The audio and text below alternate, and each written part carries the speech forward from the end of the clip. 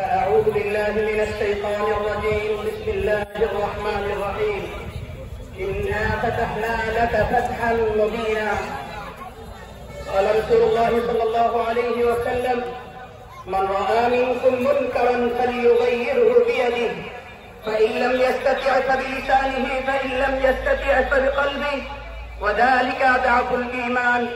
صدق الله مولانا العظيم وصدق رسوله النبي الأمي الكريم، ونحن على ذلك لمن الشاهدين والشاكرين والذاكرين والحمد لله رب العالمين.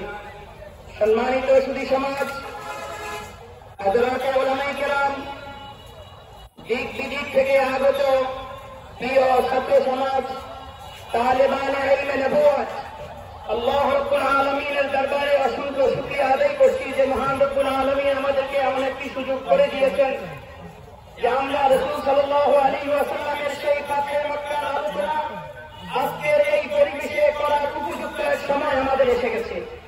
সুতরাং আমরা এখান থেকে একটি সিদ্ধান্ত নিতে পারি।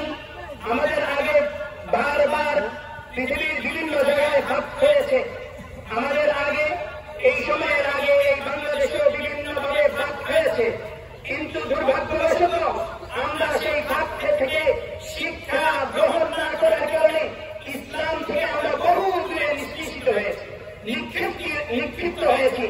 আজকের এই সমাজ থেকে হযরতে উলামায়ে কেরামের কৃতিত্ব, বিশেষ করে হযরত রাসূল করিম সাল্লাল্লাহু আলাইহি ওয়াসাল্লামের ফাতহে মক্কায় রাসূল সাল্লাল্লাহু আলাইহি ওয়াসাল্লামের উম্মতের প্রতি যে ভাব, উম্মতের প্রতি যে ভালোবাসা, যারা নিষ্ঠুর নিপীড়নের পরেও রাসূল সাল্লাল্লাহু আলাইহি ওয়াসাল্লাম তাদের প্রতি ভালোবাসা দেখিয়েছেন, সেই নজির স্থাপন করার জন্য, সেই নজিরের আলোচনা করার জন্য আজকে আমাদের খুব উপযুক্ত সময়।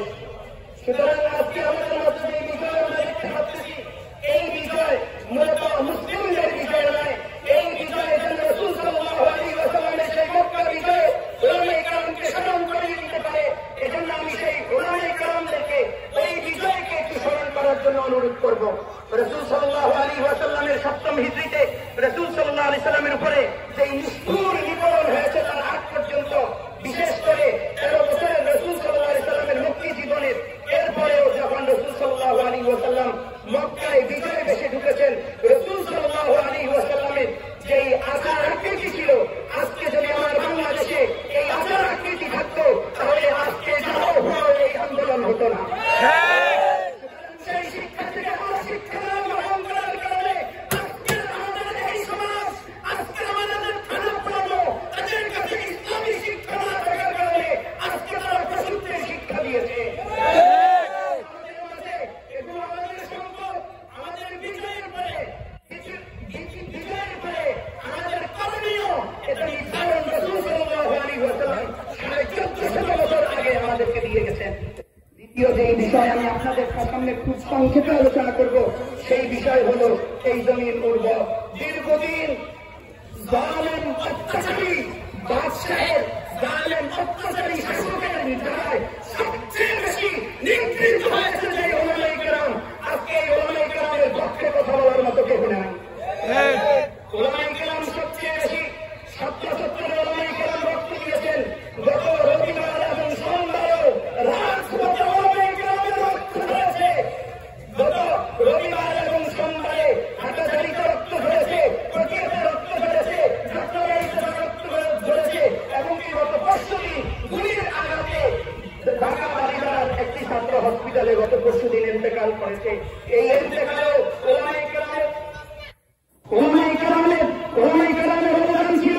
সুতরাং এই উলামায়ে কেরামের অবদানের পরে এই ফসল যেন জাতীয়তাবাদ, ধর্মনিরপেক্ষবাদ এবং তথাকথিত এই রাজনীতি নামে, এই রাজনীতির নামে সেই আব্রাহাম লিঙ্কনের সেই গণতন্ত্র যেন এই সমাজে বাস্তবায়ন না হতে পারে, এই বিষয়ে উলামায়ে কেরামের সবসার। আমাদেরকে এই গণতন্ত্র রক্ত শুষেছে।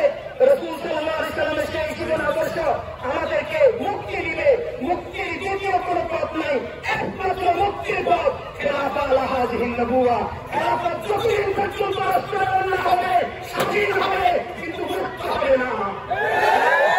মুক্ত হওয়ার জন্য একটাই রাস্তা, সেটা হল প্রয়োজনে জীবন দেওয়া যাবে, কিন্তু ইসলামিক খেলাফত, ইসলামিক রাষ্ট্র কায়েম করতেই হবে, কোরআনের আইন বাস্তবায়ন করতেই হবে।